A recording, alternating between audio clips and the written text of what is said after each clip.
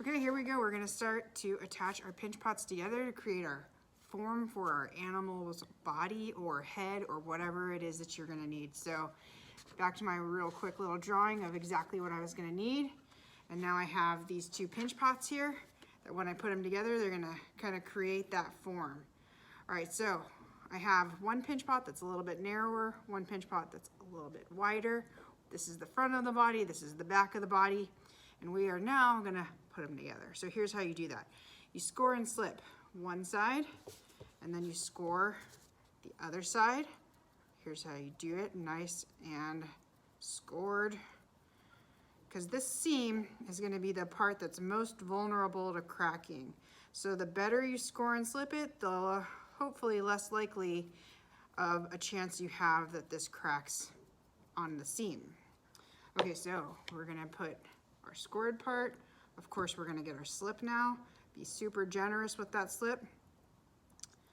These pots are basically plastic / going into leather hard. So they're still pretty malleable, but they're not so soft that they flop over when you put them down.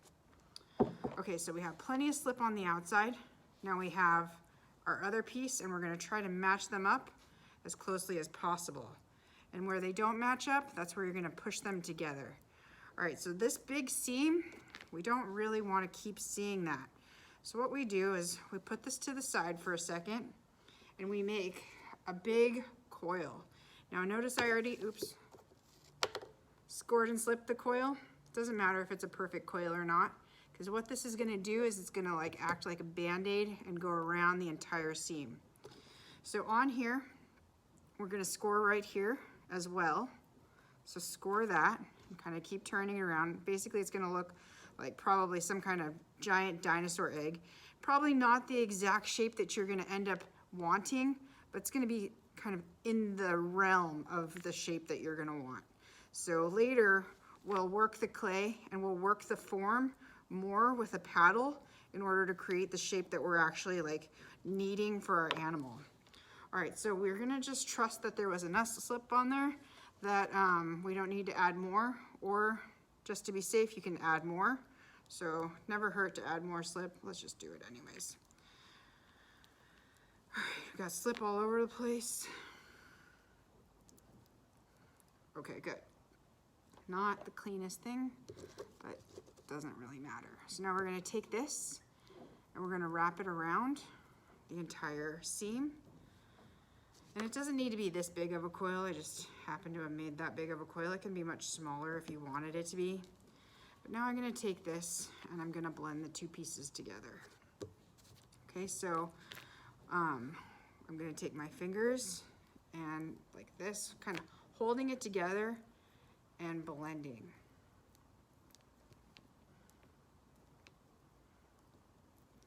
Later, when we paddle this, this will go away and you won't notice that it is where the seam was. It'll look like it was all kind of made together.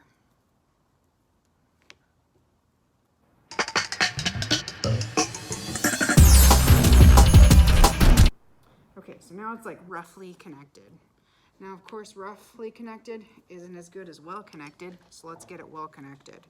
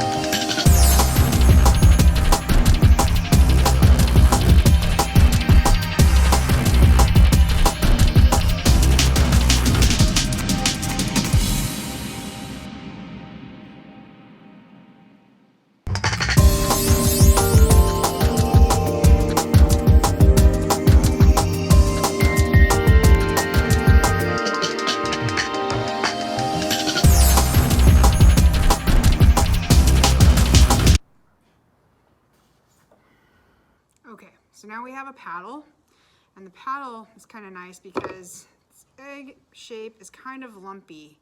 And judging on the shape that I'm trying to make here, which is like this, it's kind of too wide. And so what I'm gonna wanna do is lightly tap it with this so that it becomes more the shape that I want. Now inside of this is the air pocket, and the air pocket is gonna keep it from deflating or like kind of collapsing on itself.